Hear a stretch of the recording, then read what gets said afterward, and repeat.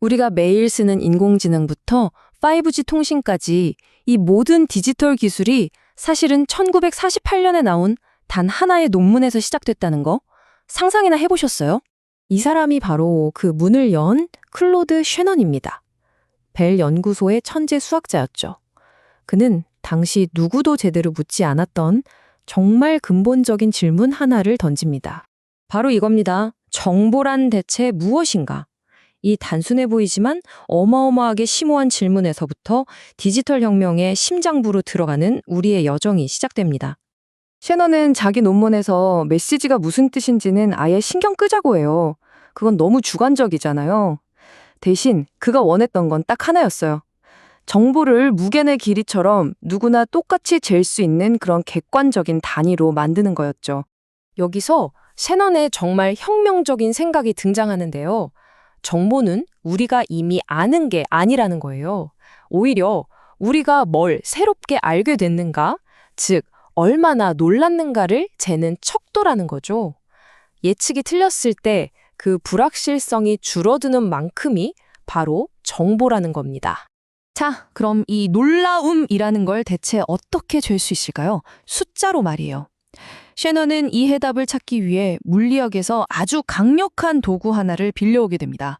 바로 엔트로피라는 개념이죠. 정보이론에서 말하는 엔트로피는요, 한마디로 정보량을 재는 수학적인 열쇠라고 보시면 돼요. 그러니까 예측하기 어려워서 불확실성이 높을수록 엔트로피가 높다. 이렇게 이해하면 쉽습니다. 이거 아주 쉬운 예를 들어볼까요? 자, 동전을 던집니다. 앞면일까요? 뒷면일까요? 전혀 알 수 없죠. 50대 50이니까요. 이게 바로 엔트로피가 아주 높은, 그러니까 놀라움이 큰 사건인 거예요. 근데 반대로 영어 단어 Q 다음에 올 글자는 뭐죠? 뭐 거의 100% U겠죠. 이건 예측이 너무 쉬우니까 엔트로피가 굉장히 낮은 겁니다. 이 그래프를 보시면 그 관계가 딱 보이죠? 왼쪽처럼 모든 결과가 나올 확률이 거의 비슷하면 뭘 예측하기가 너무 어렵잖아요. 불확실성이 최고조에 달한 상태, 이게 바로 엔트로피가 가장 높은 상태입니다. 반면에 오른쪽처럼 특정 결과가 유독 자주 나타나서 패턴이 보이면 아, 다음엔 이게 나오겠구나 하고 예측하기가 쉬워지죠. 그럼 엔트로피는 낮아지는 거고요. 자, 이쯤 되면 그래서 이 추상적인 이론이 대체 현실에서 무슨 소용인데 싶으실 텐데요. 바로 여기서부터가 진짜 재밌어집니다. 셰넌은 딱 버선 뒤죽박죽 같은데 사실은 놀라운 규칙을 가진 인간의 언어야말로 자기 이론을 시험해볼 최고의 무대라고 생각했어요. 그는 마치 암호 해독가처럼 언어에 접근했어요. 셰익스피어 전집 같은 방대한 텍스트를 가져다가 어떤 글자가 또 어떤 단어가 얼마나 자주 나오는지 통계를 내기 시작한 거죠. 언어 속에 숨겨진 정보의 양을 측정하기 위해서요. 결과는 정말 놀라웠습니다. 영어 텍스트를 쫙 훑어보니까 더, and, of 같은 진짜 몇 개 안 되는 단어들이 전체의 어마어마한 비중을 차지하고 있더란 말이죠. 이게 무슨 뜻일까요? 맞습니다. 영어라는 시스템 자체가 확률이 한쪽으로 엄청나게 쏠려 있는, 그러니까 엔트로피가 낮은 시스템이라는 증거였던 거죠. 여기서 셰넌의 천재성이 또 한 번 드러나는데요. 보통 이런 예측 가능성을 보면 아, 비효율적이네 라고 생각하기 쉽잖아요. 근데 셰넌은 달랐어요. 이 중복성이야말로 주변이 시끄러워도 우리가 서로의 말을 알아들을 수 있게 해주는 통신의 아주 핵심적인 장치라고 본 거죠. 그리고 바로 이 중복성 덕분에 현대 기술의 문이 활짝 열립니다. 우리가 쓰는 zip 파일이나 mp3 파일, 이게 다 이 원리를 이용하는 거예요.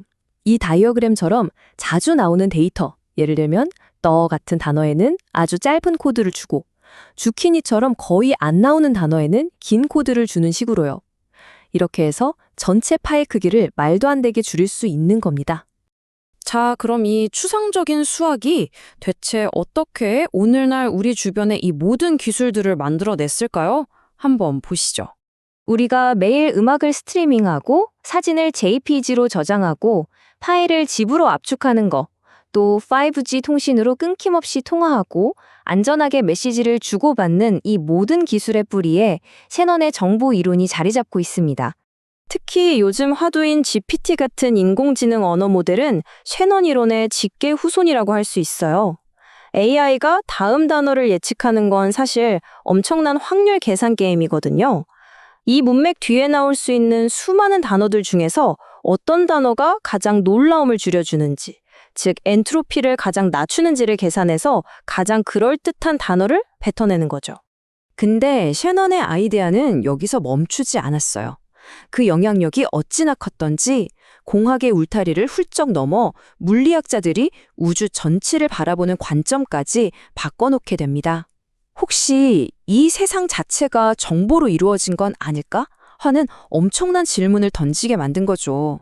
물리학자 존 아치볼드 휠러가 던진 이 한마디, it from bit. 모든 물질적인 존재, 즉 it은 결국 예, 아니오라는 이진법 질문에 대한 답, 즉 빛에서 나온다는 정말 대담하고도 혁명적인 선언이었죠. 셰넌의 고전적인 정보 이론이 양자역학의 세계와 만나면서 정보는 완전히 새로운 개념으로 진화합니다. 그리고 그 끝에는 현대 물리학의 가장 큰 수수께끼 중 하나인 블랙홀 정보 역설이 기다리고 있죠. 정보는 절대 사라지지 않는다는 물리학의 대원칙이 모든 걸 삼키는 블랙홀 안에서도 과연 지켜질 수 있을까 하는 근본적인 질문인 셈입니다. 자, 오늘 우리가 함께 걸어온 길을 한번 돌아볼까요? 처음엔 정보란 불확실성이 줄어드는 것이라고 정의를 내렸죠. 그리고 엔트로피라는 도구로 그 놀라움을 측정하는 법을 배웠고요. 또 언어 속에 숨어있는 중복성이라는 패턴이 데이터 압축의 열쇠라는 것도 알게 됐습니다. 마지막으로 이 아이디어가 인공지능을 넘어 우주의 기밀을 푸는 데까지 뻗어나가는 걸 봤습니다.